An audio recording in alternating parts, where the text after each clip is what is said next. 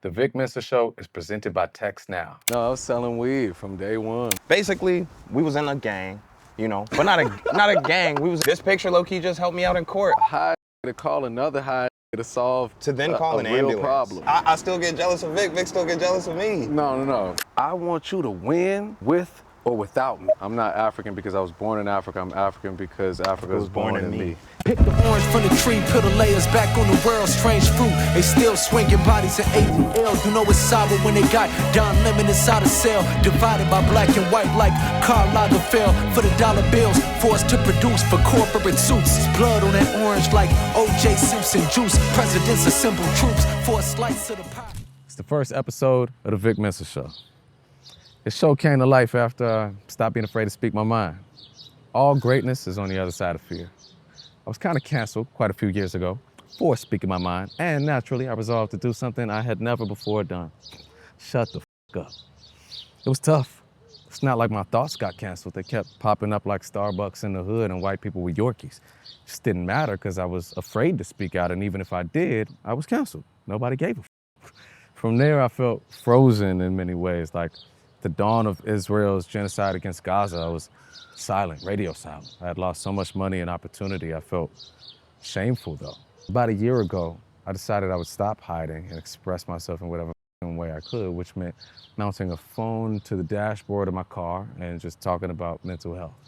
I probably should have parked first. I hit a lot of mailboxes, but lo and behold, a lot of people actually gave a f. And it turned out that all of the insecurities that had led me to blow up my life, once examined from a place of sobriety and humility and humor, they really painted a very compelling picture of a story worth telling. And this show is telling that story. This show is me expressing my most deeply held beliefs, my contradictions, my perspectives on the world, on myself, through conversations with brilliant people that have their own complex human experiences. In this first episode, I'm going to be talking to my brother of 20 years and one of the greatest living artists, Grammy Award-winning, Diamond certified, and the first person I ever saw accidentally smoke a Black and Mild backwards.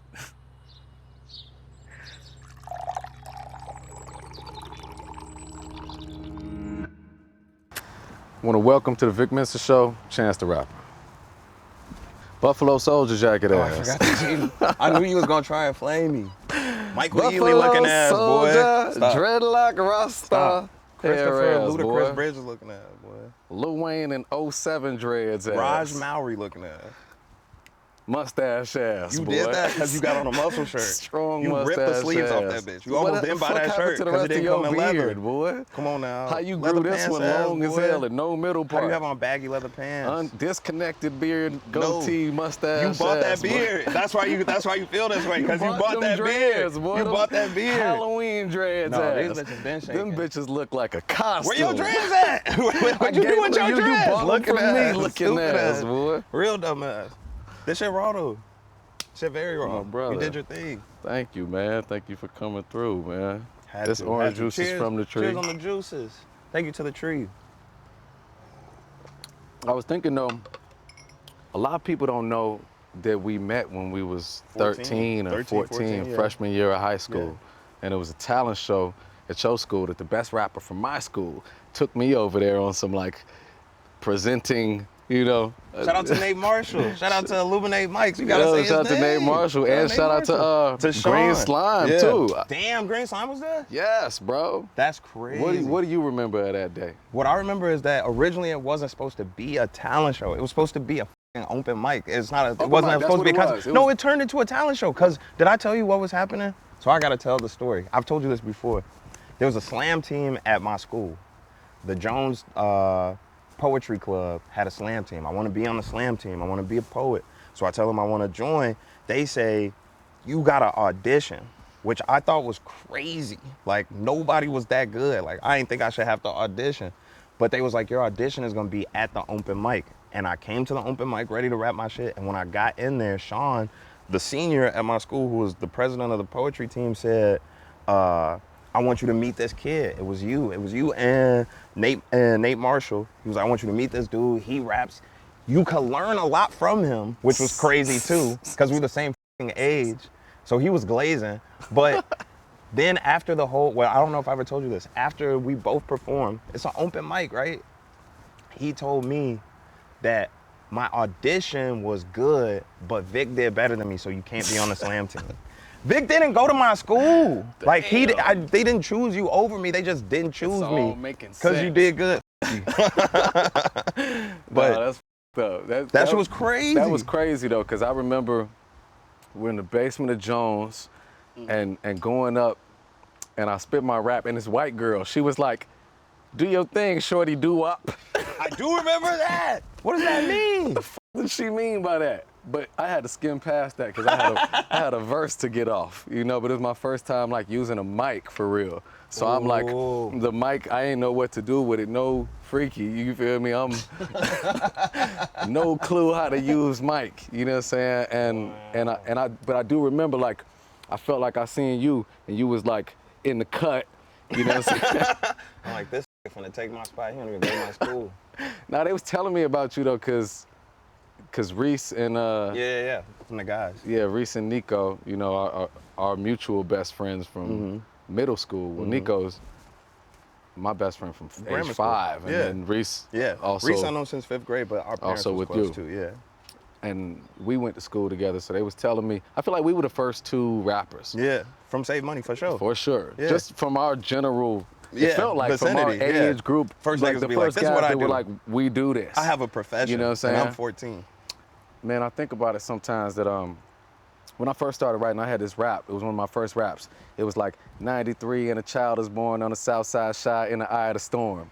And I had this vision of this man that used to push a shopping cart across 47th Street, like just full of the accumulated debris of poverty. You know what I'm saying? And he used to push this shopping cart.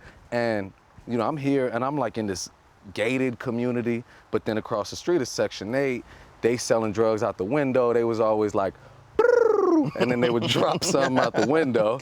And I felt like I could see so vividly this disparity of haves and have-nots, but I didn't have language for it before hip hop. Right. You know what I mean? Like I didn't understand how to comment on it or even how to process it for myself. So music was like my way of decoding what I was seeing. What was music? What role was it playing for you at that time when we first met?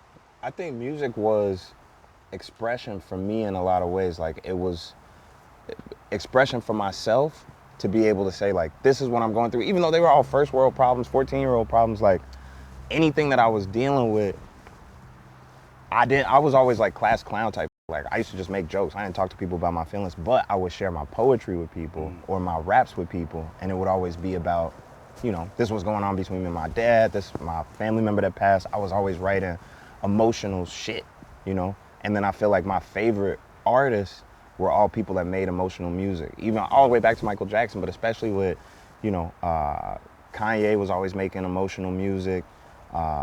Lupe was making emotional music. Like Pac, that was probably my first introduction to rap. Well, my mom used to have all these Tupac cassette tapes that she would play in the car. So I feel like it was always about like letting people know how I really feel. And the words, like you just said, in natural conversation don't always hit. But like when you could put it poetically or to a rhythm, like it feels, for me, way realer. I'm trying to remember that first studio session, like. That first studio session! What was the name of that place? I'm trying to remember the name of that place. First time, the first time I ever went to a studio that was my first time too. Was with you, and your pops bought the session, man. Shout out to Mr. B, Shout out man. to my dad, man. Like sometimes I have conversations with your father, and I feel like he's my father. You know what I'm saying? Like I feel like he sees me at his son. You know what I'm saying? And he like just speaks so much life into me. And when I think back to say like, yo, the first time I had an opportunity to do what's become my life in a serious way was facilitated. You make me cry. I never thought about that. That's I crazy. don't even think about thanking my dad for that. I mean, and it was like now, but 20 years ago. Right. You know what I'm saying? Because I remember I had my verse and we made a song, Lord Release. Lord Release. Ooh, we're gonna have to put that in there. That beat was hard. Didn't you make that beat? I made that beat. Oh, shit. I made that beat. That's crazy.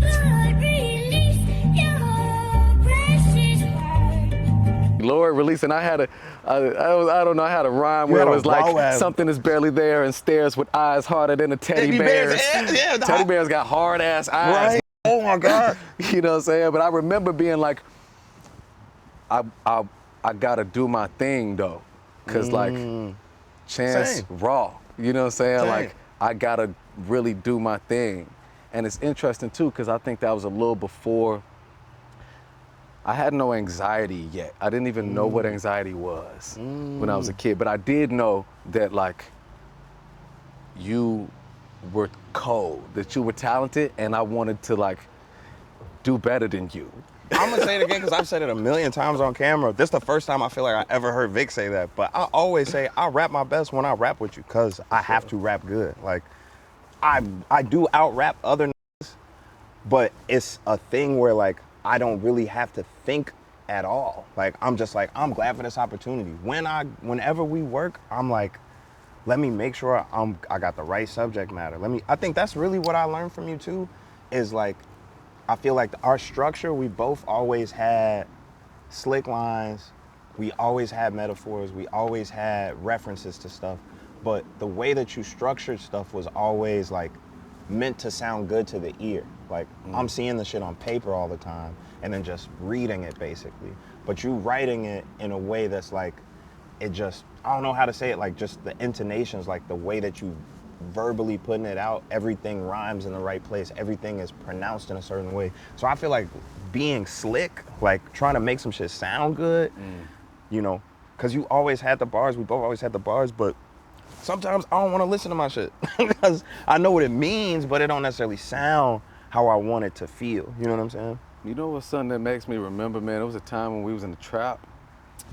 You know, the Kids These Days original studio, around the corner from high school, from Whitney Young, which was crazy to have a self-contained music studio in high school where you could just— It was a trap too. Yeah, it was a trap. And so you had a song off maybe 10 Day, and you was singing and you was like, with that type of voice. And I remember telling you, I was like, bro, like, I think you could sing better than that, gang. Yeah. You know what I'm saying? And you told me something that I didn't understand at the time. And you were like, nah, the imperfections of it are what's gonna make it special. And it's something that I feel has come to define your style in a lot of ways, that it's like, it's so highly contemplative and it's so meticulous and it's so dense and melodic and everything, but you don't put a lot of tune on vocals. Right. You let the voice crack and break and like Billie Holiday. I didn't get that at the time. I was like, you can surely sing better than this. I know you can. My dad told me the same thing. I know exactly what track you talk about. You talk about Long Time too. Long time now.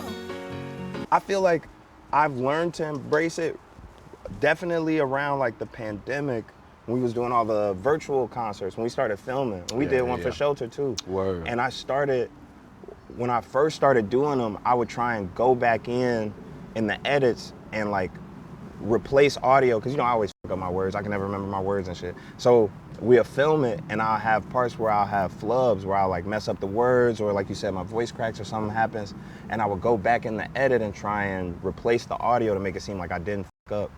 And I realized that the more polishing I did, you know, in post-production, the less raw it felt, like the less real it felt. And I'm saying raw to mean like good, but like the less like, it didn't feel human anymore. I think that's what makes us feel like superhumans, is when people could be like, damn, that's just a man and he doing all this. So it's like, if I can have a moment in a live performance where I mess up my words, but then I smile and I keep going, people feel that like, oh yeah, this shit is just happening. This is just his real voice right now. Finish the verse freestyling. You gotta go for the freestyle. Get up and finish the verse freestyling. People respect that so much, you're gonna get an applause. You might as well purposely fuck up. You know what's funny though is that like, as a human being, you will know things intrinsically and spend the rest of your life trying to cognitively figure them out. Yeah. Like you told me at age 15, it sounds better when I'm imperfect and when I fuck up. But until age 30, you're still trying to like fix the ups, even though you told me that back then, you know what I mean? And you was dead right. You're so right. I feel like we learning every day. Like fatherhood especially, like I love what I've known you my whole life. So it's like I've seen you at all these different stages of Vic. And you always been Vic, but I keep seeing you in different stages. So my favorite Vic is fatherhood Vic, because it's like, but you was clear-minded before that. You made a lot of like disciplined decisions. Our whole life, I always tell you this, like your superpower is how disciplined you are. Like people can't beat you at that. So when you got to fatherhood, you had already created the man that you wanted to be as a father without even knowing you was gonna be a father. But then once you became Mensa's dad, it was like final form, like Super Saiyan God mode. Like, all right, like I have to wake up at 4 a.m. every day and do 10 things and work out and meditate and hit the sauna just so that I could be the first person to greet my son in the morning. So Mel don't got to deal with this. And then for the rest of the day, I'm going to teach him this, and then I'm going to show him this, and then I'm going to take this time to take it. Like the way that you know, ration your days to be like, this is how I could get the fullest extent and give the most of me without taking too much from everybody else is like, once I get to that point, then I can fully be Chance. Like right now, I'm literally moving and shaking. But once I get to that discipline mode, I feel like, and I learn that better, like every time I spend more time with you. Like we get so many songs done too. Like, do you think about that? Like we'll go somewhere. When we went to Speakeasy that time, we left for like 11 songs, 11 ideas. Like 4 or 5 of them ended up being on Starline. Between then and the next time, probably like 3 months between that time and the next time we did a lockout, I probably finished like, or started like 3 or 4 songs. But then we'll get back together and then knock out another 9 songs. But that's because when you get in the studio, you like, oh, we're only in the studio to do this. Like I get to play video games. I'm getting on the game instantly. Like what the we at the like I'm getting on 2K, I'm getting on Undisputed. I'm What if we could democratize communication? Text now is doing just that with wireless. It's a phone service delivered through an app that gives you free and unlimited talk and text on nationwide 5G for $0 a month with no carrier locking you in. If you want data on top of that, they got monthly and weekly plans that you control. Stop getting text for your phone service, man. Download Text Now today and start your service in minutes. I think about this shit that I heard of from some account of Black Star, the album. You know what I'm saying? And Kweli would be like, he would be in the studio meticulously and he would have to be there. And Yasin would come in and like just do the greatest verse ever and then like not show up again for a long time. And sometimes I think about that in like our dynamic as we work on bigger projects. Yeah. You know what I'm saying? Because the way that I write, and the way I always wrote, honestly, was just like hella meticulous, like hella persistent. Yeah. Like persistence. For sure. You know what I'm saying? To be like, man, I'm gonna write 5 hours. This was my rule to myself when I was a kid. It was like, I'm gonna write at least like 3, 4, 5, 6 hours a day, and then it's gonna unlock like something great for me. So I used to just sit there in my parents' bedroom and just like write endless raps with no beats. And at the end of the week, something great would come from it. But it would be because my creative, like, now, you know, low key, somebody put the battery in my back for real at that time is our shared mentor, Brother Mike. Oh, Brother Mike, yeah. Yeah, Brother Mike. Man, tell me about Brother Mike from your vantage point. Brother Mike was he was our youth mentor at Digital Youth Network and at YOUmedia. I was at YOUmedia, used to go to DYN. But then you came to YOUmedia too. I did. From my perspective, Brother Mike is the reason why there is a living and breathing Chicago music scene. Like, and I'm including everything that people know nationally about the drill scene, everything. I think what we brought to 2012, 2013 was a certain legitimacy, and not because of the content of the music, but because of like, we were self-sufficient and believed in a purpose beyond like getting on, right? I think of him as a superhero, but when I really like look at him in my mind, he's like kind of unassuming, but compassionate man, and very like pointed in terms of like, he always wanted us to be talking about something of substance. So I remember he used to like walk into a room with the camcorder and be like, y'all debate reparations right now. Like he'd just make us think about shit. We were 14 and 15 years old, and we were in this after-school program, and he just fathered a lot of us. Like fathered us through this passion that we had as youngins. No Name, You, Me, Lucky. Lucky's huge now. I didn't realize Lucky was in. He was our Brother biggest Mike's fan. Shit. I remember the Lucky first one time day. I met Lucky, like in like the alley behind Leaders, and he like and he rapped. It was a snowy day. You know what I'm saying? And he like rapped for me in the alley. He's your biggest fan. But I never even knew. Lucky's one of the biggest artists in the world right now. Yeah, for sure. And he came from under Brother Mike. Mick Jenkins, myself, Nico. Did I say Saba? Like nah, fuck. Saba. Damn. John Doe. Mick Jenkins knew Brother Mike? We were all his kids. Everybody was, God, all of us seriously? were under him, yeah. Bro, I didn't know that. I think about it all the time. My contemporaries are some of the greatest that. artists in the world, and a lot of them was all in the same building. We was all in the same after-school program. But Brother Mike was the impetus. He was the person that put the battery in all of our back. I tell the story all the time, because we was just talking about forgetting words, and you never forget your words. You don't even forget freestyles. But I used to come to the open mic that he threw, and he would do this weekly Wednesday thing. It was called Lyricist Loft. It was a big open mic, like 200 kids would pack into the library, and everybody would come up and do, new works. So they'd dance or do comedy or rap or sing or do poetry, but it was always new works because it's an open mic and we all knew each other. I was that would come in and sing the same song every week. I was singing a song called Brain Cells, and everybody knew it and loved it because we were kids and it was about weed. It was a hit. And it was about weed. It was dangerous. So motherfuckers were standing up and putting their hands up. I burned so many brain cells. Too many brain cells now. To be worried about my brain cells now. People loved it, and he pulled me to the side one day. It's probably like my 12th week in a row. I'm out of brain cells. They ain't got nothing left to burn. Don't ever perform that shit again. I'm like, cause it's cursing? He's like, no, because you came a few weeks ago and you tried to do a rap about your prom, but you kept stumbling over the words. I watched you look defeated and leave, and then you came back and kept rapping the same song. Learn your other song to the point that you could say it with some fervor and conviction in front of the crowd. And then if that goes well or bad, then come back next week and do brain cells. But you gotta learn that shit. And he told me if I didn't do it, I couldn't perform at the open mic anymore. So I went and memorized that rap, and I came back, and prom night ended up becoming the new favorite day. That ended up being on 10 Day. Both of them did. But I feel like there was an investment beyond, this is my job, I just gotta show up here. That's the thing with the investment. It's like, more than money is the value of investing a vote of confidence in a young person. I learned that from Brother Mike because one time I had a rap that emulated this Nas song called I Gave You Power, where Nas personifies a gun that's been stashed and passed and blasted, you know what I mean? I be rapping.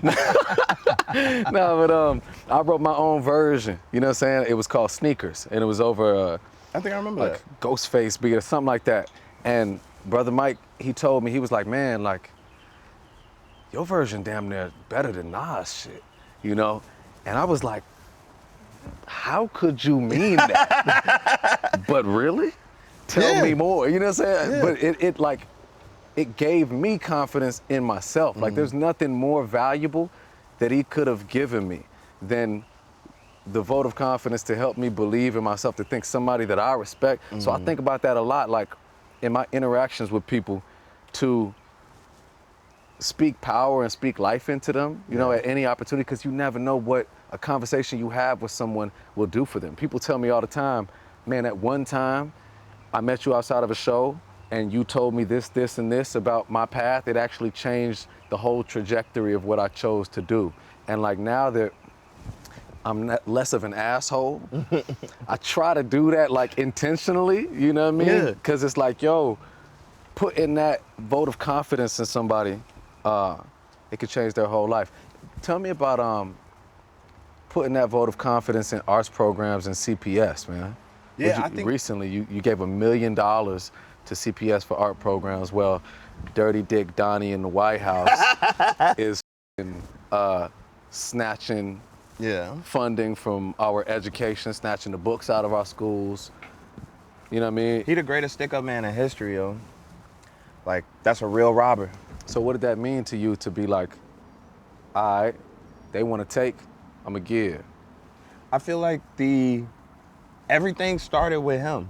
Like everything, like if you remember when he passed, we started open mic at the library. So we brought back, it wasn't called Lyricist Loft anymore, but we started doing, and you brought Kanye.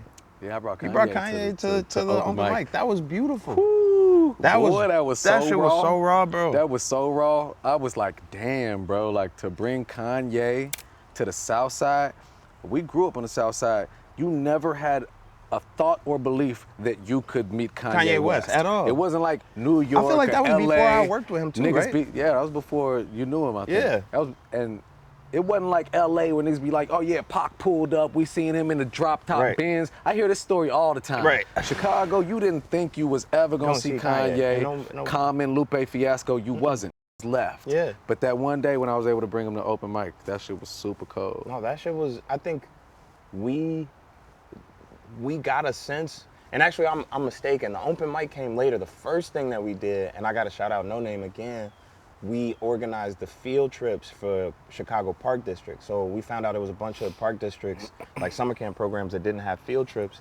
And so we organized busing and field trips for them to go up to the museum campus to go see like Field Museum and Shed Aquarium and all that shit. And we got to ride the buses with the kids and just being around them. We were still young too. Like you got to think like this is damn near before Coloring Book came out. So I was probably like 21 or something. Everybody, we're all young adults, but we get this mentorship opportunity to be around young kids from the South Side and just got to like talk to them and recognize how hilarious these kids are. Like these kids is funny as hell. And I think that grew into the open mic, and then open mic grew into eventually into the support CPS. So I feel like I think what I really learned each time also, we were just talking about investment, is you could put some money somewhere and do a photo opportunity and everything, but you'll really never get to know what it does unless you stay there on the ground. So I think what Justin, shout out to Justin Cunningham, S. Smith at Socialworks, they like made sure that with each year, because I think we're on our 7th year of school, so we've done, I think, over $6 million, I think $7 million for CPS, and each one of the schools gets $100,000 over the course of 3 years to implement some sort of new programming, and we get to hands-on choose what the program. So this last one that we just did was trade programs. So we went to all the vocational schools in Chicago and was like, okay, add, you know, a carpentry program or an electricity program, or some of them add like a barber school or a beauty school, but like giving people the opportunity to work towards entrepreneurship. I know entrepreneurship not gonna save us, but like giving them an opportunity to be business owners and have their own trades that's not just like working in corporate or working for a boss. Ownership is a part of it, though. For sure. Is a part of liberation, for sure. That's one thing about Farrakhan is like, man, Farrakhan been spitting that like since the 80s, like, yo, we need to own the grocery stores. Facts. How crazy is it that don't own not one grocery store before this new one on the west side of Chicago? There were no black grocery stores, black-owned grocery stores in our time, for real. You know what I mean? No, and we all must shop at the grocery store. No, I was just thinking about it the other day, like the food desert shit. Like I really never even realized that it's a crime to have to travel as far as we had to travel to go get groceries when we was a kid. Like if we didn't have a car, eat more than we Hot wouldn't have no Flames. groceries. You know what I'm saying? The corner store was close, but like you said, like a real produce store. Man, No Name is one of the best MCs alive, all time. bro. Of all time. And the thing with No Name is that it begins and ends with the word. Literature, yeah. Like when I first saw No Name spit at the library, YOUmedia, she was a poet. Yeah. She wasn't Straight considering herself a rapper. She had punchlines like a but it was no beats. No. It was all spoken word poetry. And I remember like when she got off, I would always be like gassing her up because I just thought she was so fly, but she's also like so humble that she would be like, oh no, I'm not fresh. But she said she had that same had that style shit on that she from the has jump. now, like that ill kind of like style. Preppy almost. You know what I mean? Preppy, kind of dainty, but like, you know what I mean? Revolutionary and shit. And I was like, bruh, you're a rapper. Like, I was like, you're really cold. You know what I'm saying? But she wasn't rapping at the time. You did the right thing. I ain't never talked about this on camera, but I might as well say it. I still feel like me and No Name would be closer if I had embraced her stepping into her artistry as a rapper sooner. So you know, me and Fatima are super close. Like, we basically lived together at one point. So when we were, what was it? It was Acid Rap. When I got her to get on Lost, after that, she was like full-blown rapper, because like she bodied me on Lost. So when Went crazy. when it was time for her to be like, this what I'm on, I didn't take it seriously or jump as far in as she jumped in to help me when it was like my dream to become a rapper. And I feel like if I had did that differently, we were kids, granted, and I feel like she's forgiven me, you know, or probably doesn't even think about that shit anymore, but I think about it all the time. Like, she is, even when she was just a poet, she was always my favorite rapper. You know what I'm saying? Like, she always put together words and understood my words in a way nobody else did. She would pull me to the side and be like, this line where you said this and when you mentioned this, like, and she just, I could talk all day about Tima. I think I'm gonna see her. She says she's in Chicago right now, but she's coming back on Monday. She poetry in motion, though. Like, she living, breathing that shit. Because and she does real liberation that's work. what I'm saying. Like, I feel like more of her work is physically being places. educating and like liberating and than even like prisons. music, sending books to prisons. It's like all a part of the, it's all a part of the same mission. You know what I'm saying? I got some photos from when we were shorties. I want to tell me what you remember of them. Wow. I remember this like it was yesterday. This is at Whitney Young. This is at Vic's high school. I'm trying to remember what the name of the thing is. It's not Spring Fling, it's some shit. I wish I could remember the name of the event. It's a big event. You got the Fidelity shirt on. Well, I ain't have no don't swag. got no Fidelity. I ain't have no swag. Like, when we was in high school, Vic was always fresh. That was like a thing. He had the SBs. Like, I just remember you just had hella shit. That's an A-Life shirt. I'm wearing a free shirt. I didn't have shit. I didn't have anything when I was growing up.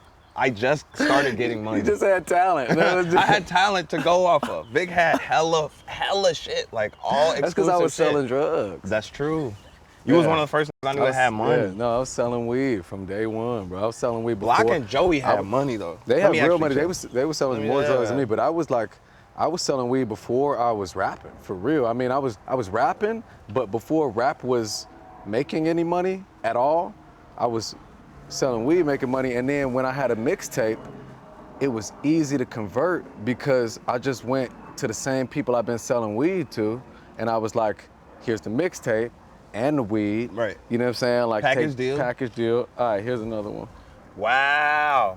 This picture low-key just helped me out in court. I just had to mention this event. This is at this is when MTV came down and did Beauty Bar, I think is what it used to be called. This is at Beauty Bar, but do you remember why we was performing there? Nah, this is so hard though. So when Keith and them first blew up, MTV came to Chicago and did a show called My Block Chicago. And they went and interviewed Treated Crew. They went and interviewed Keith and them, and they went all around the city and showed all the sides of hip hop. This is in 2012. This is when all the labels started coming to Chicago, and they filmed us performing at Beauty Bar. It was really you performing at Beauty Bar, and you brought me out. What's this one? That's Reggie's. That's Reggie's Rock Club. Sheesh. Look at, like, all my fits suck, and the necklace Bro, I this have don't on. even have a fit. It's just a I'm white saying, tee. I'm certain it's not polo. Like, that's probably a Goodfellow shirt. Oh, because I had the polo hat with the polo flannel. I'm saying, like, I was concerned with those things. You know. How we look? Oh, we was drunk and high. Yeah, definitely. We look drunk and high. That's me trying to get myself together. For sure. He was busting off of something. Yeah, I used to do all types of drugs, man. Shout out to the old days. But you know what though about the drugs, man? It's like, there was a creative force to it. For you sure. know what I'm saying? Something I was thinking about is like, people know you to be such a symbol of peace and love. I be having to tell also like, Chino ass can scrap.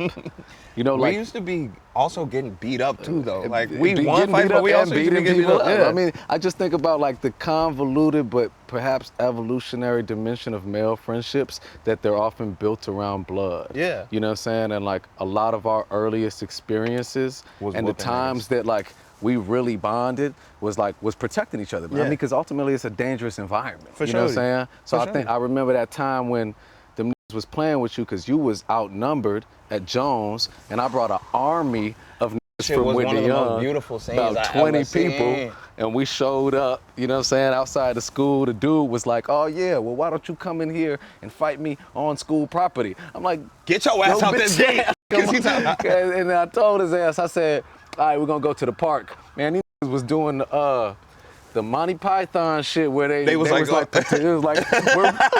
meet you at the park. We're and on they was our way. pretending to walk You know what away. I'm saying? They never showed, so we caught him at the bus stop. I remember he that. was trying to run off through the middle of the street. And You caught his ass and I with the instantly whoop. rocked his ass. He said, be easy, before I rock.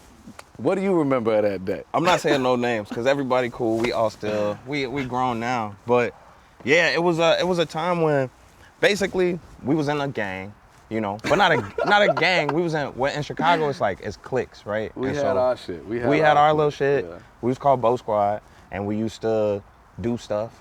And I was basically the only person from my clique at my school. And so when some thought that it was sweet because I was by myself at my school, they started trying to play with me. And so I called my brothers that go to all the other schools because everybody was at Kenwood, Whitney Young, King, Lane, like all other schools like had multiple at it. And I was the only person at Jones. And basically, like he said, they came up to the school. We tried to run it. It was acting like they didn't want to. So my school security came and kicked us off of the property, remember? So we all had to disperse, and then we was getting on the phones. Didn't want to link, or they kept saying they was gonna link us. So then we started walking up and down Michigan, because that's where all the buses. I remember Corey used to still have dreads. Like I remember that was my first time meeting Corey. He was so thirsty to fight, and then yeah, and then went how it went, but everybody ended up being cool. I had a suit. No, I f with them. What do you remember about when dude had robbed me, man? I was wondering if you was gonna ask about that shit. Me selling weed when dude had, as a young weed dealer, you gotta learn hard lessons. So I served this repeatedly. I was a high schooler. He was about 22, had a newborn baby. He used to come to get the weed from me, like 7s only. He would only get 7s, but he was getting it to sell. And he had his baby with him. Right. I would sit there, I would chop it up with him. I'd give him some little shake, and so understandably, after like 3-4 times of buying weed from a 15-year-old, Like, I'm gonna he robbed me. You know what I'm saying? You know what I'm saying? So understandably, eventually he robbed me. I had to learn the lesson that you don't get in the backseat of his cars when circumstances have changed too. It's another in the car. So I get in the car, I got the weed, I give it to him. Oh yeah, here's the other thing.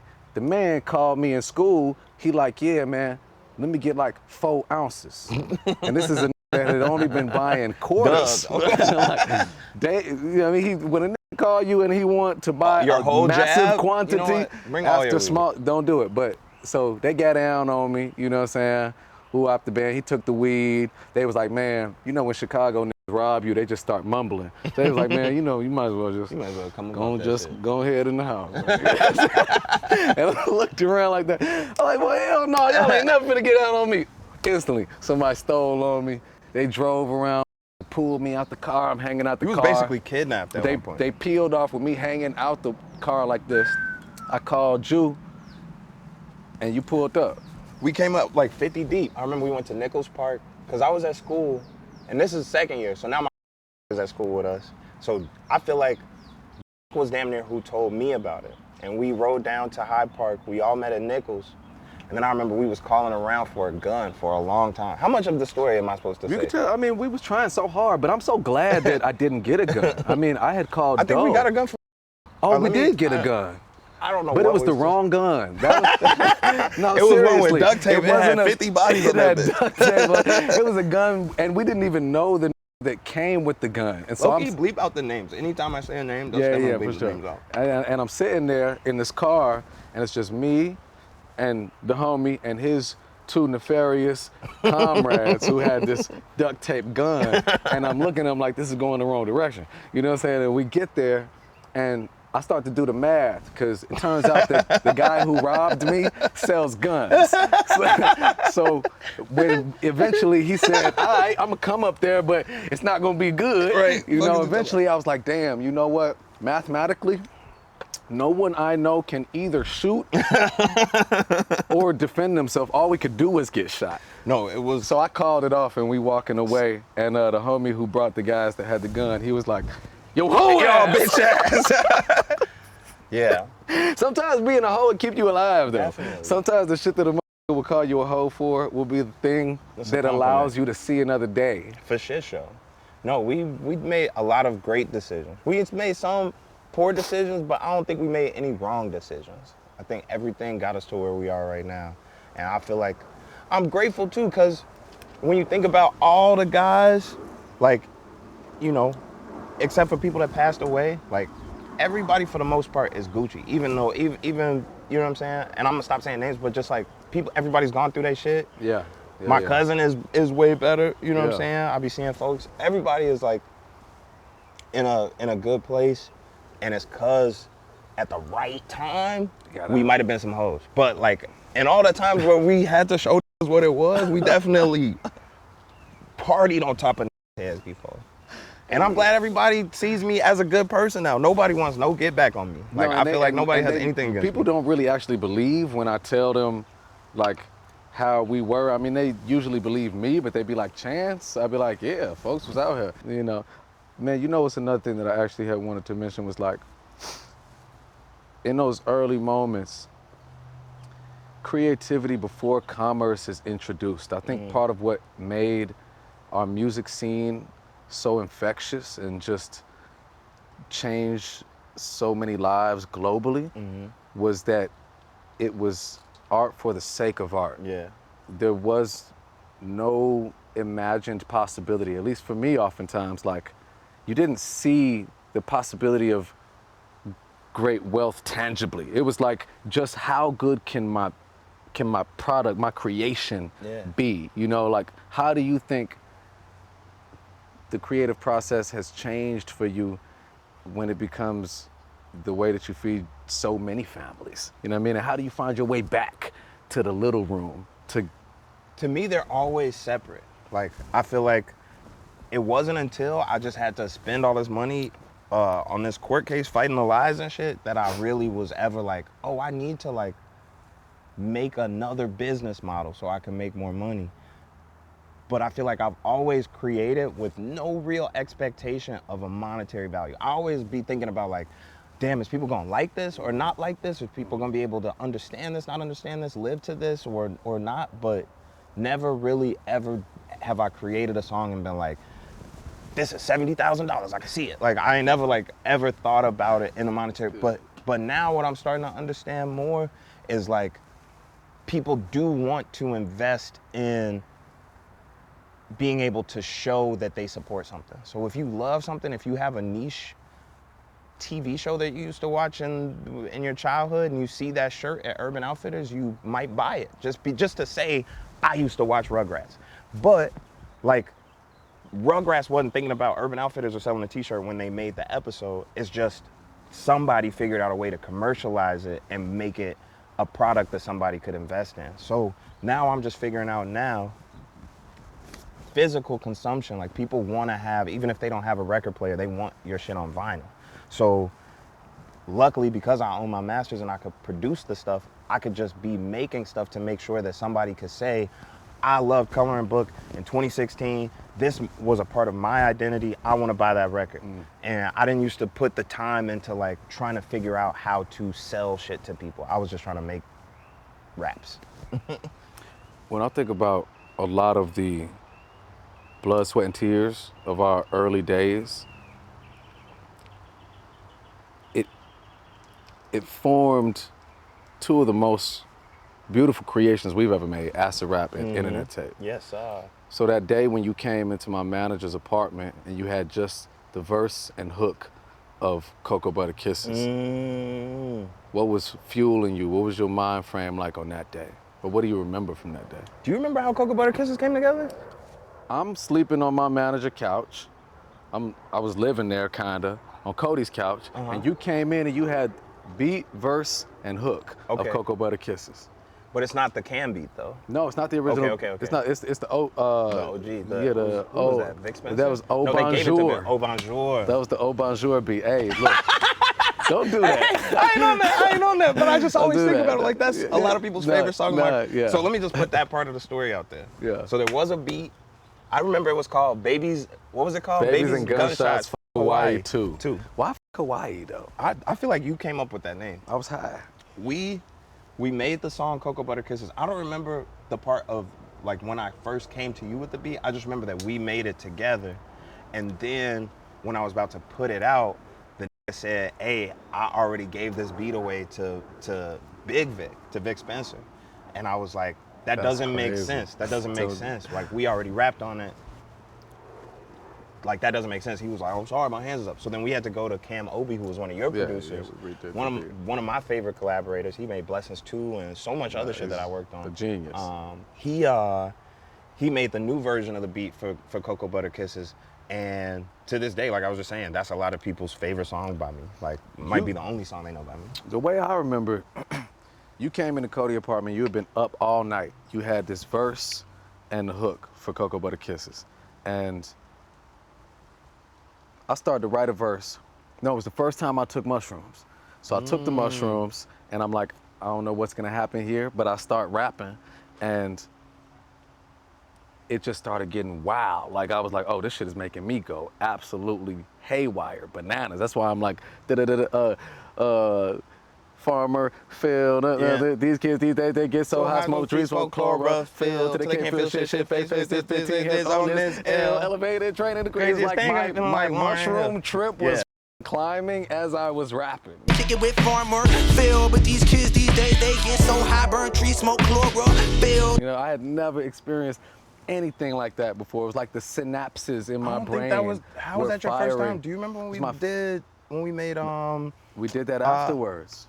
On the Kizzy's Wasting Days time. album. We did that afterwards. Cocoa Butter Kisses? After we started it. You came and you had been up all night, bro. Like you used to have these like, I don't know, it was like you would disappear and just like come from somewhere and you'd be like, like, you know what I mean? Disheveled, like hair to the side, t-shirt pulled out with an amazing rap. You know what I'm saying? And I listened to it and I was like, damn, because some of the things you were saying, you were like, you know, my afro looked just like daddy's. He taught me how to go hunting. It was just like this scatterbrained, bohemian, like left field way of commenting on our young black male experience in the environment of Chicago.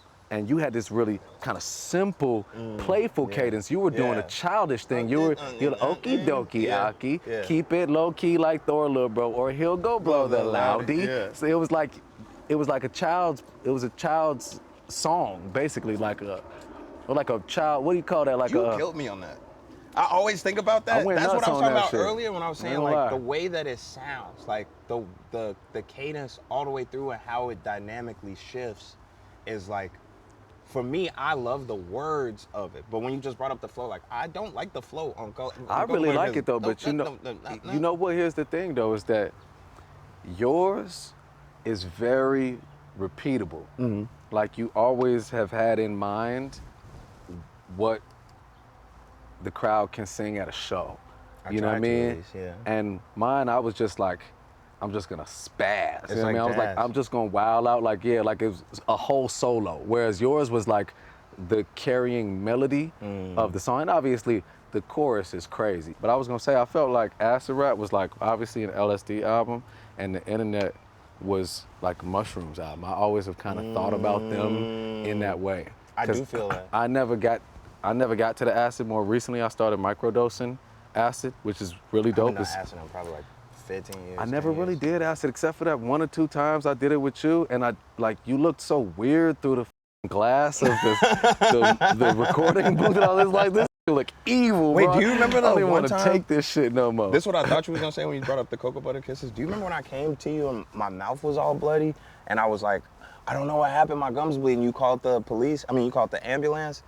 One time I was, I went to a studio session at Classic and they used to have a little side room for me that I could just sit in with no mic, but I could sit in there and write.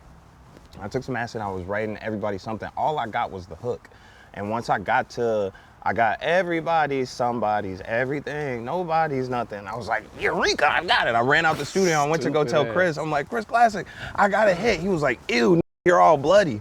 And I don't know what happened, if I had was my teeth was grinding. I don't know what the fuck happened, but it was like all this blood in my mouth. And so I freaked out and I called Vic and I'm like, I don't know what to do. My mouth is bleeding. And he was like, I don't understand you. Come over here. And I came there and you were off shrooms with your shirt off. Another drug. I called this. He was at the trap with his shirt off shrooms. And I came in and I was like, I don't know. It just keeps bleeding. And I remember you called the ambulance lady and you like, I don't know. I'm just saying my mouth bleeding. She was like, sir, please stop cursing at me. I just remember that was such a crazy ass time. Because we were kids, we didn't know shit about drugs. I thought that the acid was making my gums bleed. I definitely thought it was. Or something. That's leave it to a high nigga to call another high nigga to solve to then call an real ambulance. Problem. Like I should have just chilled. I should have brushed my teeth or something. I went further away from the hospital for you to call an ambulance, and we didn't go to the hospital. I say it again. Man, it feels good to expose these fools. Seeing straight through the BS they thought was gonna slide. Hear that, wireless companies? Cause we can shade you loud. Text Now cuts the clownery. Nationwide 5G, instant activation, and a data plan that moves how you do. Pay what you want or not at all. Show these carriers we ain't paying for stupid. Cause we're way too smart to pay dumb. Shutting them down, is this how we is? Hey, see us? As our success started to grow, our friendship started to fall apart. Mm-hmm. And I think we rarely have ever talked about our falling out. Yeah. You had a lyric on Acid Rain where you said, took the team off my back like that's not your jersey. And I just remember feeling like, I felt so hurt, you know what I'm saying? I didn't think that was a line that you was gonna say. I thought you was gonna say, I still get jealous of Vic, Vic still get jealous of me. No. The team off my back, yes, tell me.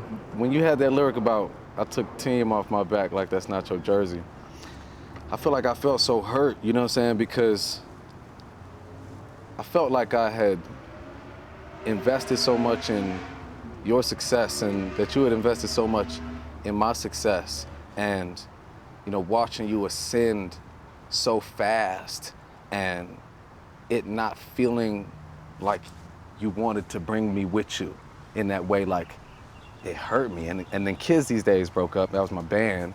And when Nico and Greg and sometimes Macy like came to play with you, I was just like, I was heartbroken, you know what I'm saying? Because I was like, damn, like, that's my swag. You know what I'm saying? Like, you know what I'm saying? I was heartbroken. Like, how was that for you? Like, what do you remember about that time?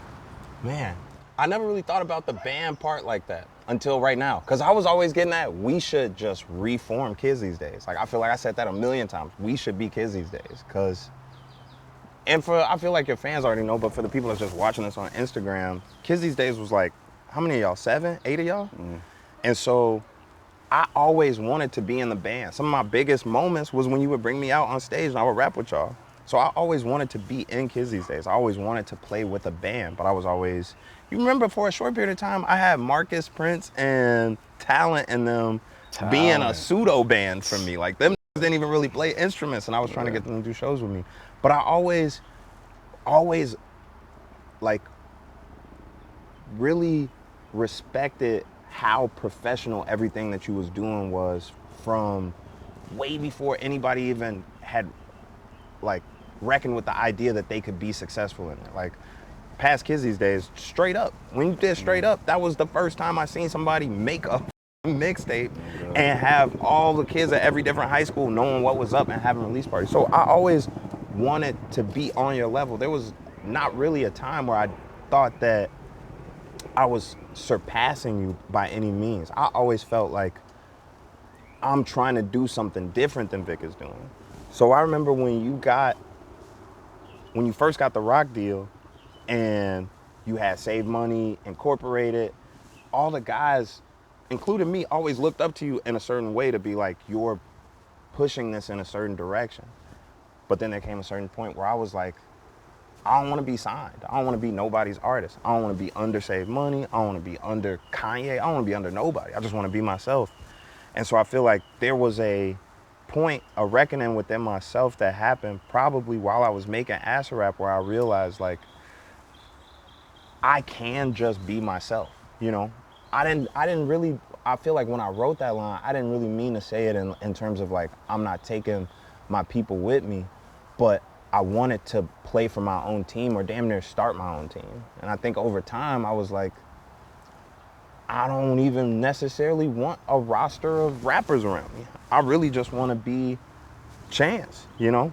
And maybe that's not fair, because there was a long time where like I was getting looks off of being SaveMoney. I remember the first time I met Tony Baines and a bunch of people who I thought were like, and not to say Tony Baines not up there, Tony Baines is a legend, but there was a point where I would meet people in playing at Subterranean, playing at Reggie's, playing different shows and being around the niggas that were our big homies at the time, and being like, trying to talk to them and them not really paying me no mind, and I'd be like, you know, Vic Mensa, my brother, I'm SaveMoney, woo woo, and they go, oh shit, yeah, let me get you some beats. So there was a time where it was beneficial for me, but then we also gotta look at it at the reality, which a lot of people don't know. Like, again, that shit was a gang. Like, everybody didn't rap, everybody didn't love SaveMoney because had shit going on. So I feel like I felt a certain weight of carrying SaveMoney, especially as I became one of the front runners of people with visibility, where I was like, I don't want to be a SaveMoney artist. I just want to be Chance the Rapper. And I feel like our fallout, I never really pinpointed it around that time. I always think of it as something that happened more so like around Coloring Book. Because I feel like during Ass Rap, we were still, that's when we made internet tapes, that's when we did Orange Soda, that's when we did so much stuff. So, but I do remember, I mean, we've fallen out a million times. We brothers, like, remember we fell out on the Kids These Days tour. It was still, I was involved. Then what did you see at Coloring Book? Where did you see us fall out around there? When you blacked out my picture with Jay-Z and Beyonce, I was like, damn, why is folks mad? So you never even knew? I had no idea. When that picture came out, I was trying to defend that shit. I was trying to tell people was like, why did Vic black you out? I'm like, he an artist. Like, he just want a picture with them because he signed with them and he don't even be in the picture. And I was like, I'm actually here's the way I saw it. I felt like you had came over there. It's like my 23rd birthday. Mm-hmm. And Jay-Z and Beyonce was there for my birthday. Mm-hmm. And then once you came in the section, we might have all flicked up or something, but then you was like,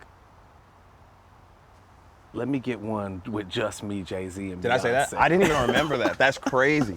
That was how I saw it. But you know what I think actually, man, it's funny that like sometimes the problems you will have with somebody will be in your own head. For sure. You know what I mean? And like coming into success, coming into fame, coming into money, young, and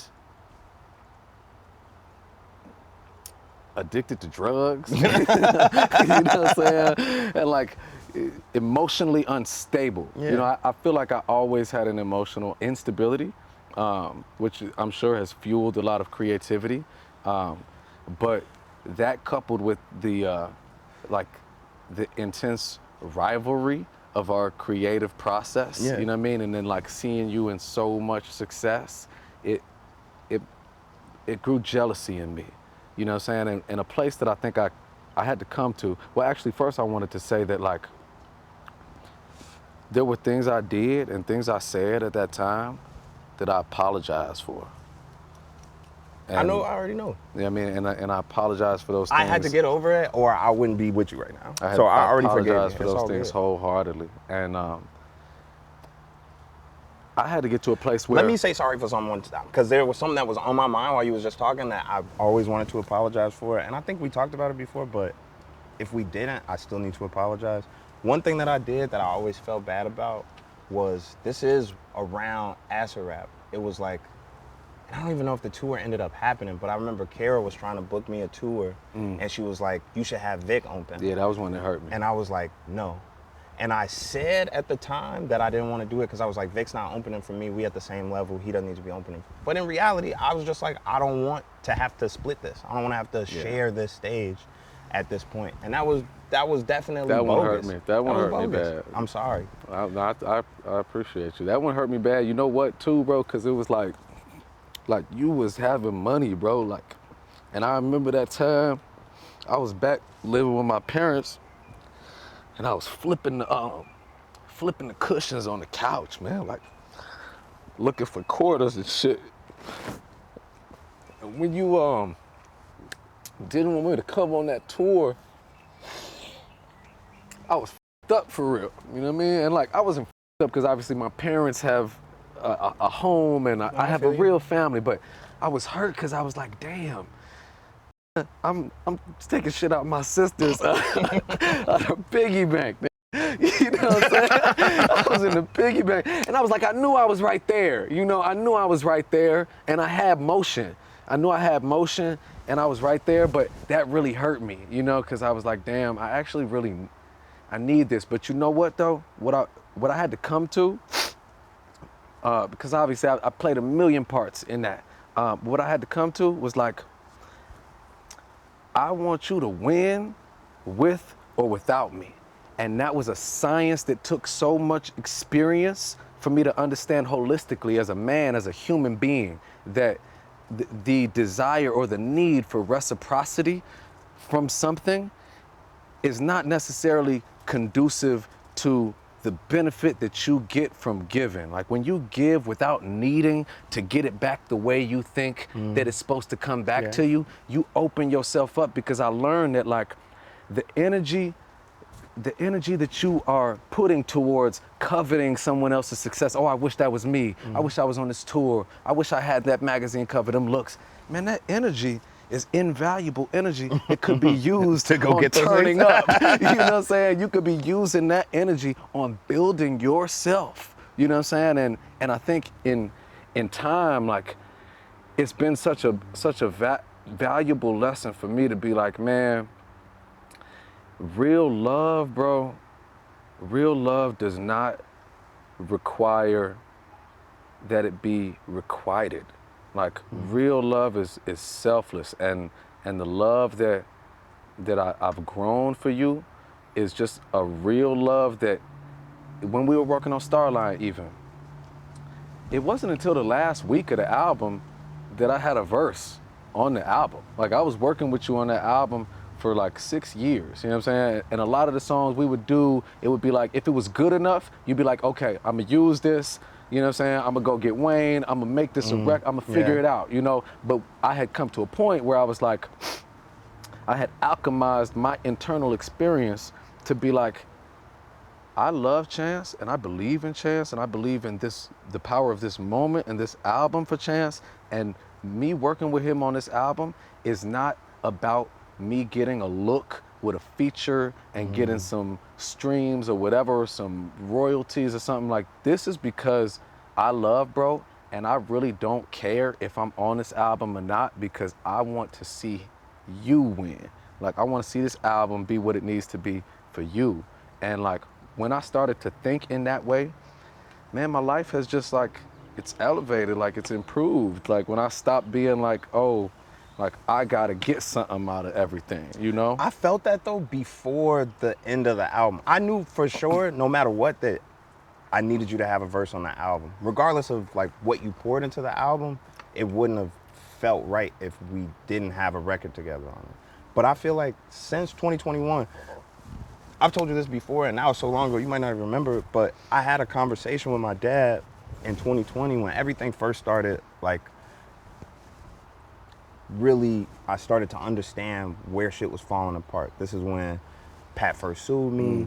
This is when me and Kirsten first started being on the rocks. I'm starting to see all of these things fall apart, and I'm realizing like, oh, I have to make music. If I stay paralyzed, I'm going to fall from this shit. Yeah. And I went and broke down talking to my dad, like, I need to do something, but I need help. And he was like, you have to call your brother. Like, you have to call Vic.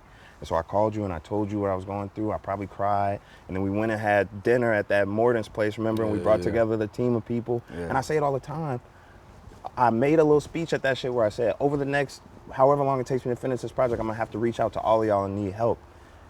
Maybe 2 or 3 of those people that was at that dinner came up, but the person that showed up every time was you. And even when I wasn't calling you, you was hitting me up and saying, where we at with this? And when can I come over to the house so we could get, like, cause it shouldn't have taken 6 years, to be honest. Like, I'm glad we had that time to make the project, but like, you kept the battery in my back to be like, where are you at with this? Like, you have so many songs, why haven't you put it out? I think it's ready. And I feel like I knew from the jump, like because I think before we worked at HOK, we worked out here. We did Speakeasy first. That's where Tree came out of. That's where a lot of songs came out of, was the first writing trip out here. And I was just like, me and Vic have a whole new friendship. Like, our friendship was always good. We protected each other when we was fighting, and we went and on hoes and did all the young shit, but like caring about each other's success in a way that's not just defending each other from the world, but for being like, I want you to succeed. I felt that in 2021 when we first started really getting close. And I try and say it every time that I can, like, I couldn't have done what I did, which is not just Starline, is beating a billionaire in court. You know what I'm saying? It's figuring out a righteous relationship for me as a co-parent with Kirsten, which is, you know, being a vessel for everybody around me. I watched you do so many things in that time period that made me be like, oh, this is the right way to do it. And I feel like this is, I'm gonna say it again, the happiest that I've ever been with our relationship, because I know that we actually love each other as men, as adults should, like, without the, like you said, what can I get out of it? Because I think I always was like, if I rap with Vic, like I said earlier, I gotta rap my best, or people are gonna be able to see all the, you know what I'm saying, faults in my armor. They're gonna be able to notice what I don't do well if I don't go as hard as I can with Vic. And I feel like now it's like, it's not even about that. That's my godson! Come here, man. What up, boy? Come on, guy. Come here. Come say hi. Come here, baby. What up, boy? Come here, baby. Mansa Musa. You got your shirt on, your Mansa Musa shirt? You woke up? Hey. Say hey, baby. Say hi. Hey. I heard you was reading. I got you some books. Hi. Daddy, hi. Hi. I don't know if people know that you Mansa Musa godfather. This is my man. godson, y'all. I had to call you, man, because you've made your journey as a father such a recognizable element of your character, as it should be, you know what I'm saying? But people don't always do that, you know? Yeah. And you've always leaned it, hey, babe, I don't want him to, you know what I'm saying? What's up, fam? What up, B? Talk to me, man. Fight! Fight me, fight with the wall. A wall. Must don't fight for the wall. Yeah, you did this shit a few times already, you know, so I had to call you on the Godfather side.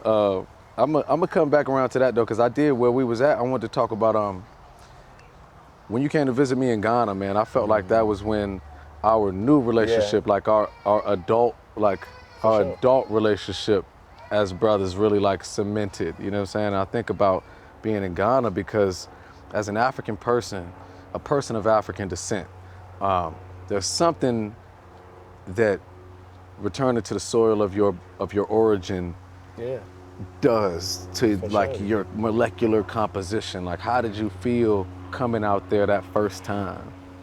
For one, like, I was in a really delicate part of my life. Like we was just talking about, the end of 2020, that's when the lawsuit came out. That's when, you know, my money started getting funny.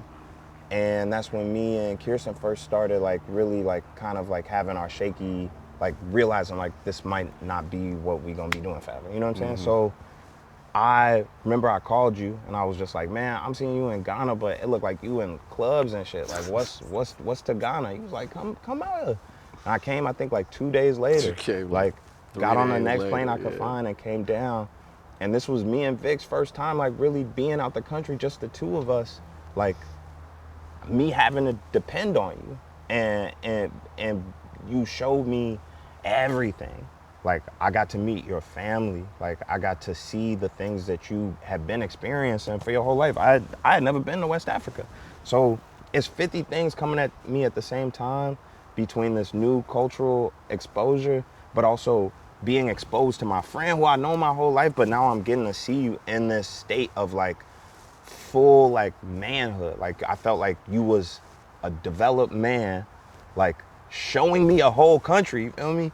And I think the thing that I always try and like highlight or specify is, do you remember we had, the second day that we was there, we had scheduled to ride up to the slave castles. We was gonna go to Elmina.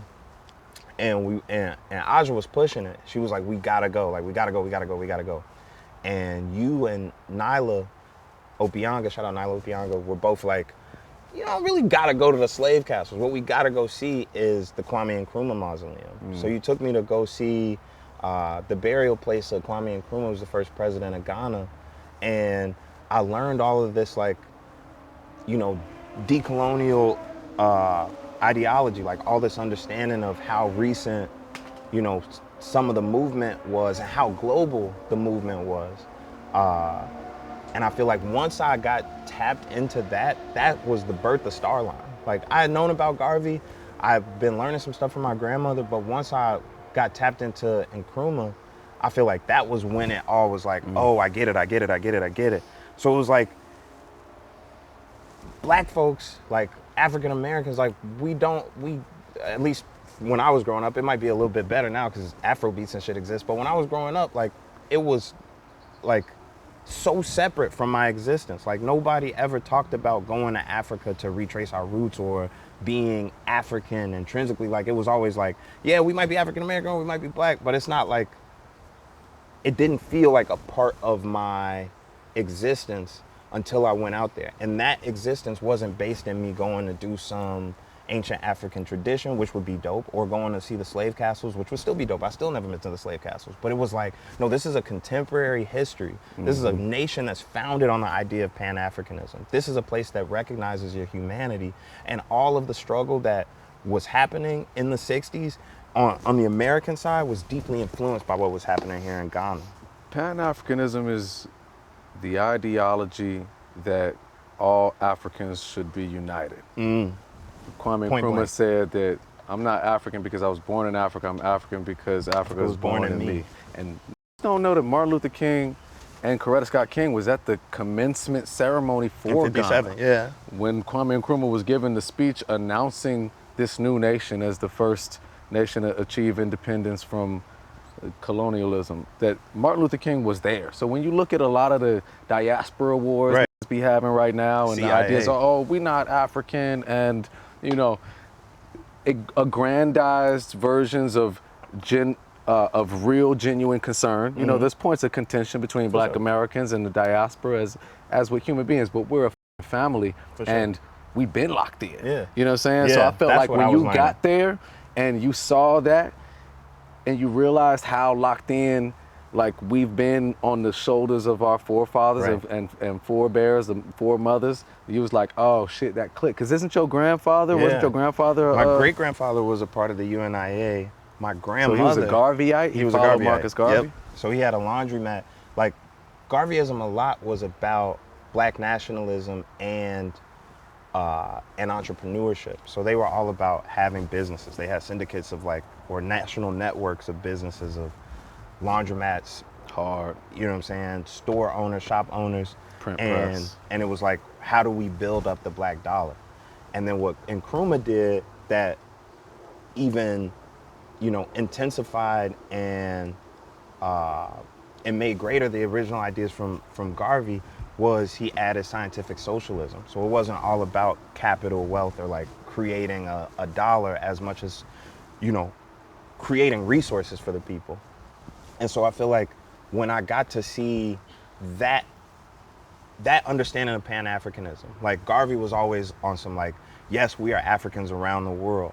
We got to get our dollars together and buy a ship and all go back to Africa, and then we'll be the new white people. Like, yeah, he didn't all the way see it. He was a product of his time. But you know what I'm saying? One of the most brilliant organizers of all time. Absolutely. You know what I mean? And there's limitations, like there's contradictions within any revolution. And Garvey's idea of being the new colonizer of Africa was a contradiction within his revolution. But the fact that he mobilized millions of Black people across the globe without Twitter or Instagram is like unbelievable. And as with every revolutionary, they had to make new laws and new rules in order to shut him down. But it's crazy to me that your grandfather was a Garveyite, because it's like your bones intrinsically knew this shit. Yeah. You know what I'm saying? Like your DNA already knew all this. Yeah. And it just took the experiences of real life and like pain at home that made you seek and find other parts of home for you know what I mean? And like how you gonna, like as human beings, the compass is internal. Like you find your way, you know what I mean? When you move with love, you know what I mean? Nah, that trip changed everything. Like literally, I feel like I'm a different person. If I met myself in 2020 prior to going to this trip, I would be yelling at me. Like my understanding of the world was so limited. And I think like, and it wasn't just going that one time. It's the fact that remember we went and saw the president. It was to get the Independence Square. Yeah, it was your fearlessness to go and talk to the president's office, who had invited us, and there was people telling us like, you know, we don't have the idea fully realized. We don't need to talk to them about this festival, but you knew that it was going to happen. So we went and saw the president. We got the letter of intent to have that space. And then when another festival tried to come and take the space, we had a letter that was like 8 months old that said, no, we got this space. So it was like, I love that you move on stuff. Like when you have an idea or when you feel strongly that something's going to work, you like, let's just do it. Let's just knock it out. And if we didn't do that, we wouldn't have had Starline Festival. And I think that that's going to be a timeless, like forever thing. The like, Black Starline Festival for sure is a classic event. I think about Festac, like Nigeria's Festac 77. Some of these seminal events in Black history, or Summer of Soul that Questlove did the documentary about, these seminal events that happened once, maybe happened again 10 years later. You know what I'm saying? But that were like real bastions of like liberatory creativity in the Black tradition. And that's what the Black Starline Festival was. I mean, it was one of the largest festivals in human Ghana history, like 50,000 52,000 people, free. You know what I'm saying? Free. Free is the crazy You blew part. my mind with that one. To do the, like, I don't know that people recognize or realize sometimes the amount of personal investment that you put into things for the people. You know what I mean? Like, you paid for that festival. You know what I mean? Like, I brought a lot of relationship and the on-ground experience of being able to find the right people. You know what I'm saying? But like, you actually paid to put Dave Chappelle and Badu and Sarkodie and Manifest and Kweli and Casper Nyovest from South Africa and Toby and Wigwe and like Jeremiah and like T-Pain. Pain. You know what I'm saying? In Africa, like for a free concert for the people. Like I remember when we was on stage and that confetti was falling and I was giving you a hug, man, at the end, and I was like, I hope you realize how much you've grown. Like how selfless this shit was. You know, whenever you do something big, obviously you're like, okay, I want everybody to know that like I snapped. Right. You know, but to put that amount of personal investment into something for people that are often discarded and for people that are often forgotten and disenfranchised, like to do that was a massive statement and step of growth. And yeah, we had to go meet with the president. You know, the president was a crook. You know what I mean? It's other people in the president's office that was solid. You know, the president was what he was, but it's like, we was trying to do some big shit, you know? We did, like I said, like we did some big shit. And if we hadn't gone, we wouldn't have that letter of intent. When they came and said that they had the grounds, there was like, I feel like there was a second we just thought we wasn't gonna do the festival because we didn't have a space anymore. And it was like, no, we have a letter already that says nobody, no matter how much money they spending or how big of a company that they are, that they can't just come in and take the shit from us. And I feel like the personal investment is like, I don't know. I never look at money like I think the way that people look at money. Like I always just think of money as what it could get me, how much of it I like have towards that at that time, and eventually something's gonna happen and I'm be Gucci. And if I never have no money ever again, like I don't know what's gonna happen, but I ain't seen that yet. So I'm just like, at that time, it felt like there's there's nothing that I would, you know, there's no resource that I wouldn't use in this moment to get to what I believe could come. And I feel like everything that we believed it could be, it happened, plus more. Like, I think we spend so much time talking about the actual show that we don't talk about the fact that it was a week-long festival. Yeah. We had the Pan-African Summit. We had all the parties, we had the markets, we had literally like we activated an entire city in West Africa for a lot of people during Dirty December where they don't get no education. In that, I do want to also, I want to send a major shout out to Aja Monet. You know what I mean? Because Aja Monet is a guiding light in my life and a very pivotal piece of that particular moment and festival and pretty much everything me ever, like really the person that organized me. A lot of time, like I've been doing all this shit I've been doing right now, and I think the reason it rings true a lot of times is because I was actually organized by like real grassroots organizers, not just like TikTok videos, people that poured into me and took me to Palestine and traveled with me to Ghana and like gave me Angela Davis and Huey Newton and Bell Hooks, you know what I mean? Like, but Dave, man, so what was the Dave, what did he do there? Was it a set? It was like a sit down, interview. Like, it was basically like a fireside chat. So, the University of Ghana is a prestigious, internationally recognized space for scholars my pops in East Legon. And I knew that I wanted speakers throughout the week, so we had a bunch of different people that came. Some of them just ended up doing the Pan-African conference, but Dave did a fireside chat one-on-one with me at the University of Ghana, and he talked about everything. You know, I always think it's deep that not just Dave, but also Richard Pryor, both of them had life-altering, you know, attitude-changing trips to Africa at the height of their careers. You know what I'm saying? Richard Pryor famously burnt himself up, and he went to Africa, and he came back and he said, "I'm not saying no more." Dave Chappelle got called crazy and blackballed when he left Chappelle's show, went to South Africa, got called even more crazy and more worse things, said he smoked crack, even though he was a devout Muslim, and he came back and became a bigger star than he's ever been. And I think, like, when I think about those two as how prolific they are, how much they mean to their actual community and race, and then also how in such high regard people outside of their community view them as, how their thought leaders, what their medium is.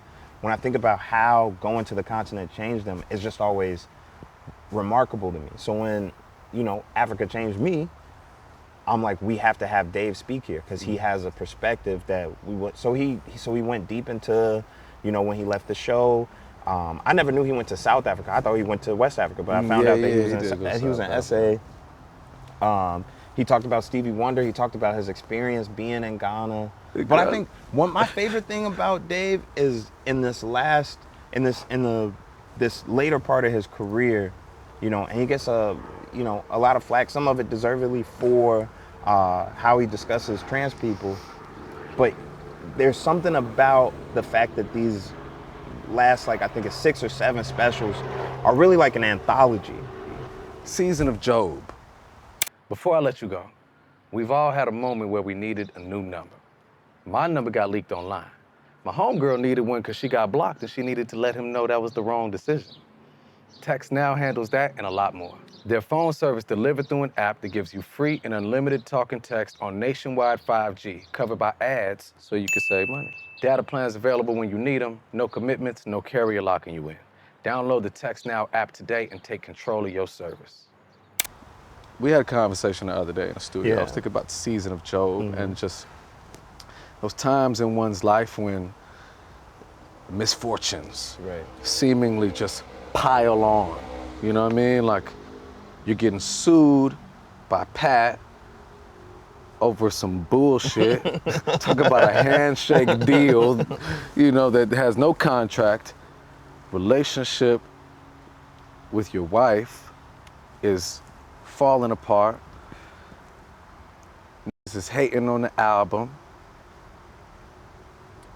how have you alchemized all of that trauma and like found the ways to repurpose and like rebuild yourself? You know what I'm saying? Because when I look at you and I think about this album, I feel like this album, the time it took was like the complexity of rebuilding yourself, you know, and the work you put in it. And I listen to some of the verses and I'm looking at, it's genius work. Like how have you put the pieces back together? It is definitely a product of what I was going through, like what I was going through to create the idea for it, but then also what I had to live through as I was making it and dealing with court procedures even before the trial went on and going through, you know, thank God me and Kirsten never had to go to court for any of the shit. We ended up being able to just figure it out between ourselves, but like all of that shit was taking a toll on me. And I think what made it the beauty of a project that it is, because though it's limited by the circumstance, it's also built by the circumstance.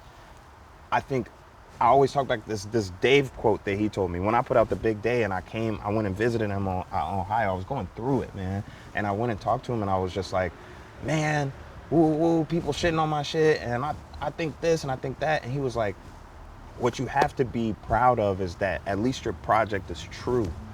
He said that albums, whether it's a music album or a comedy album, albums are just yearbook photos. They're not the portrait of your life. They're not everything that you've been through and the defining, you know, true character. It's just who you are in that moment. It's just who you showed up as that day in 7th grade, and we got a snapshot of it. But the beauty in it is that it's true. And no matter what, you can look at it and say, that's who I was in 7th grade. So with The Big Day or Starline, I get to look at it and say, this is who I was at that moment. This is everything that I believed in true. I believed in this marriage. I believed in, you know, how I understood God at that time when it comes to The Big Day. When it comes to Starline, it's like I had to realize that I don't get to paint the picture. I get to snap the photo. I get to be the actual subject. And the truth of the time wasn't necessarily what I wanted to write at first. But then once I realized the beauty in who I was and who I was becoming, even the beauty in what I was surviving was all like fodder for the music. It was like, oh, I could just write this out. Like what's happening to me is beautiful. Even if it's painful, like it's hard. Like I have to. And so once I started to like create Starline under the understanding that like, this is who I am right now, and I'll never be able to recreate this if I don't do it right now, then it just became like, it became so much easier. And I think another thing, shout out to Aja Monet, because Aja was a big part, just like you were a big part of my writing process and like in getting back into the mode of like creating something. Aja came to me and told me you have to write everything. Even if you don't record it, even if you don't put it out, like you have to record everything. You have to write everything, and you have to write every day. And once I got to a point where I wasn't trying to write to appease an image of myself that had existed prior, but rather just write what was true on that day and how I felt in that moment, then it was like, you know, and all that shit didn't make it to the album, but it made writing easier, and it made it more clear, and I didn't have anything to be fearful of writing. She told me that I was scared of writing the truth down sometimes, and that, you know, because it didn't sound right or because it might admit to who I am in a moment, that I was cheating myself out of great art. And once I started looking at it like that, and I was like, oh, okay, I could do that. So of course, shout out to the beautiful Aja Monet. She always knows what to say. The ideological base of this album, so vast, so broad. You know, I think that was one of the things that I was most proud of, was like some of the ideas and just like the focus on knowledge that I think I was able to help walk in. Yeah. But the ways that you sowed and sought and soaked up so much information from all your life experiences and being in Africa, and like the way you brought it together, like you said, you referenced Chairman Fred Hampton a few times in the album. You know what I mean? It's like Chairman Fred Hampton had the Rainbow Coalition, where he united the Black Panther Party with the Puerto Rican Young Lords and the poor white Young Patriots. So when people have this idea that, oh, the Latino struggle has nothing to do with the Black American struggle, you can't in the same breath say I respect the Black Panther Party or I respect Huey P. Newton or I respect Angela Davis, because the Black Panther Party, as exemplified by Chairman Fred 100%. Hampton, was about Building solidarity, coalition, yeah. the coalition. And you put that shit in the bars, even when you had the ice bar. Yeah. I got a 9mm called Thug Life. I got a new chain that say ice. It's like, it's one of the strongest bars Yeah. on the whole album. And, you know what I mean? What were you trying to say? You know what I mean? That's another thing that I feel like I learned from Aja Monet, from debating her over and over again, because I had a very Black self-identity, even if it expanded out into like this African identity or this global identity of Blackness, I still had like this Black, like solely Black. And I think that Black supremacist. yeah, you know what I'm saying? I was a Black supremacist. But I also, I understand now that it is all on a spectrum, and there is an intersectionality where Black people have a acute understanding that a lot of people can't get of not just immigrating here, but being a product of theft and having to assimilate when no one wants you to assimilate, but at the same time needs you to assimilate. There's a very specific understanding and identity there, but it doesn't mean that it doesn't reverberate or have versions of it with all the other oppressed peoples out there. And so once I got a better understanding of that, it made me realize like, oh, this music is for everybody. And there's certain songs that I kind of still wish were on there. All My People should have been on there. All you My know? People is- I'm putting it on the deluxe. But All My People is one of your best songs. it's my greatest song that I wrote, and I just got to figure out the I really right like time. the first original verse. There's but 7 different original verses. I don't know which one you're even talking about now. I rewrote the that shit first 50 one was times. so simple and it was so strong. I mean, the newer one was crazy. I remember when you A and B'd them, I was kind of like, okay, I hear you on the new one. The new one could be better. But something about that first one, like how you say the verse on Cocoa Butter Kisses, you think it's simple. too simple? Yeah, the I think original that was original simple. first verse was so simple that I think you're gonna have every member of the crowd singing it. I gotta revisit. I haven't heard that first verse in so long. I don't remember how it starts. I'd be I've had trying to 4 fight more for that verses. but you got to do a deluxe because there's so many records that like Letters, man. Like you as one of the most Christian Front-facing of all time, like Christianist, to have a scathing critique of the Black church. I thought that was a real interesting angle. You know what I'm saying? Yeah. It, like, my grandmother, so I told you this right before I went to link you in Ghana the first time. My grandmother gave me a phone call and she was telling me all the stuff about how they had been to Ghana and who to go visit there, and then my great-grandfather was a Garveyite and all that stuff. And one of the things that she had given me right before I went on the trip was a book called God of the Oppressed by James Cone. And James Cone was, he's the inventor of, he invented this theology called Black Liberation Theology, which interprets the gospel as a gospel of liberation, and tasks the church, makes the definition of coming into God's kingdom, it makes it we have to defeat white supremacy. That is the enemy, that is the sole enemy of the church. That is the devil on earth is white supremacy. And so once I started reading this book, I read God of the Oppressed, I read And the Cross and the Lynching Tree is the one that made me write Letters.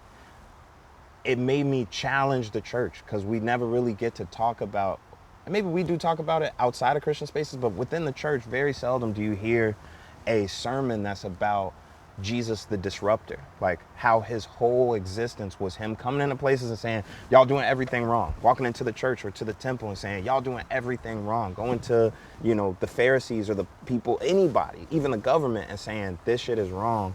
That was his whole existence. That's like his whole ministry.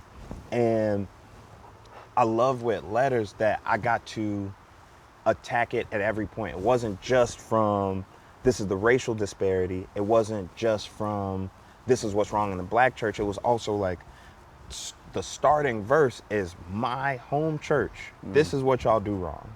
Y'all gossip in this bitch. Y'all don't support any or fund any of the programming. Y'all don't do fellowshipping or outreach in the community. We got homeless people, kids that need a church, all these things. And to be honest, like a lot of my peoples was not that shit. You know what I'm saying? Because they love my church. Like, this is how, you know what I'm saying? Well, but you know what Baldwin said, though, was that precisely because I love America must critique it. is why I must critique it. And that's why I thought that that choice was an evolved choice, because to really love someone or something is to free yourself to be honest about it. You know what I mean? And to love it through its flaws and seek for its betterment. Yeah. You know what I'm saying? And that's how that song feels to me. And the last place I'm gonna go is No More Old Men. When I moved out of Chicago, like a year and a half ago, it was after we had back-to-back summers of lakeside vigils for Jordan Day, one of our brothers who, passed away in a horrifically graphic way, in a gun battle with his blood brother in his mother's house to an AR-15. We letting off balloons. Next summer, Lil Dan's got killed. I mean, that was my little man, and I'm back at Lake Michigan. You know what I mean, for the balloon releasing, and I was just like, I'll never be able to escape this because these are my loved ones in my home, but I cannot be intimately witness to this all the time. You know what I'm saying? And the song No More Old Man, it just feels like it puts that whole dynamic into lyric, you know, to be like, yo, every time I just turned 33, I feel like a senior citizen in Chicago year. Nigga be like, what's up, OG? Like, big homie, what's up, OG? No, for real, because it's like a lot of our closest friends, man, they stuck at 17. Yeah. Lost their life at 19. You know what I mean? They'll be 19 forever. You know what I mean? Like, in the song No More Old Men,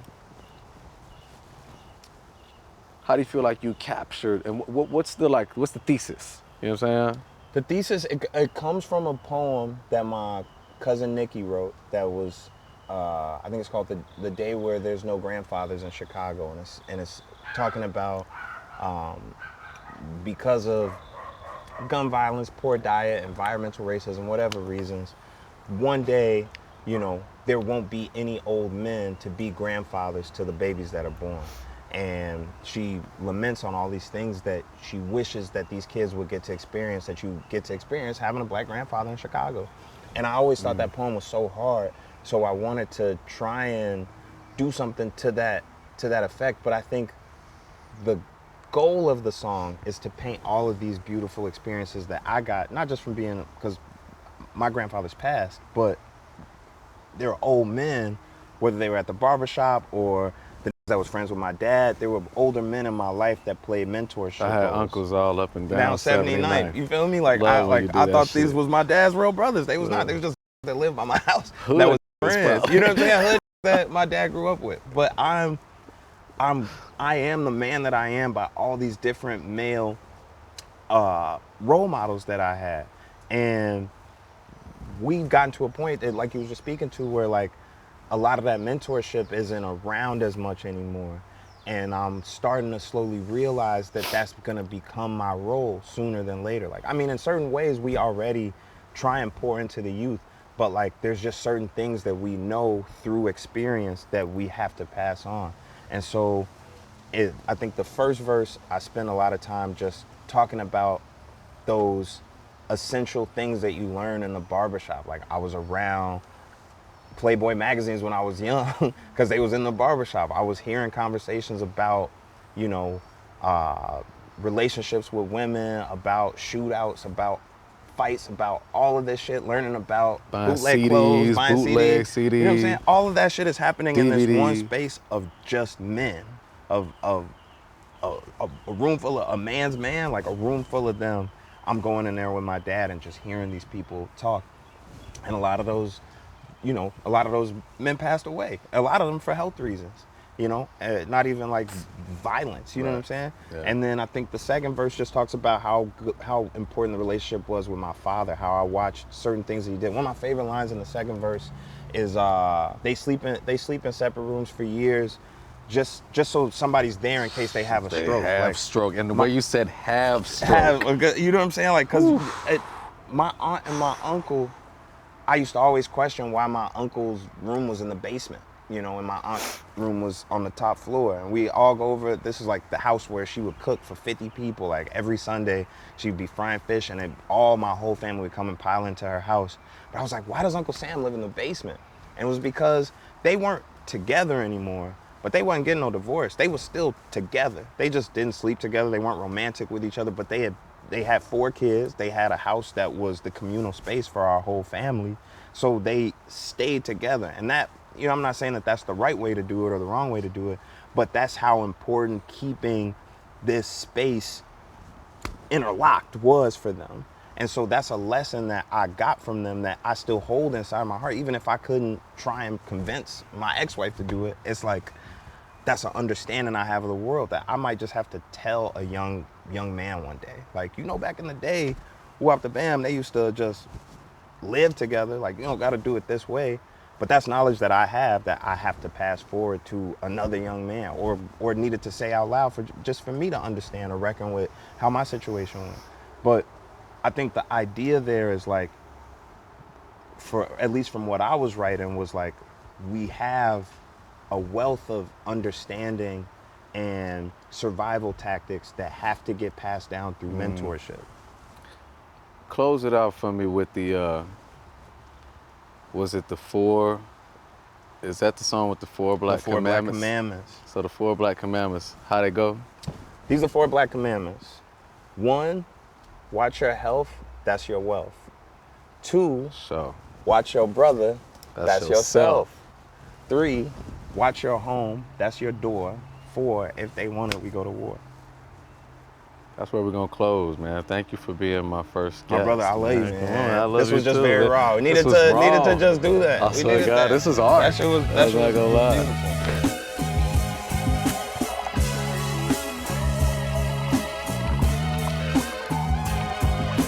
beautiful. Did you know Jesus Christ was lynched? Damn, you gonna do it like that? Yeah. I mean, black man strung up from a tree, state-sanctioned violence, crowd out angry white people. That's a lynching. You remember that time on Christmas when I told y'all Christianity was given to you with slavery? Yeah, we all fell out for like 3 days. I do remember that. To my defense, that was a group chat that never needed to exist. That was all the guys and their girlfriends and wives in one chat. Yeah, gotta keep the girlfriends and wives in a different chat. That was my audition for Islam, actually, was when I hit y'all with that harsh truth. No, you was being a great Muslim in that moment. And what was I gonna say? Allahu Akbar. Allahu Akbar, Bismillah. You like Jay-Z on that Jay Electronica album when he turned Muslim just to be on the Jay Electronica album. Assalamu alaikum. On the first episode of Vic Mensa Show, I've converted Chance the Rapper to Islam. Bismillah. The Vic Mensa Show is presented by Text Now.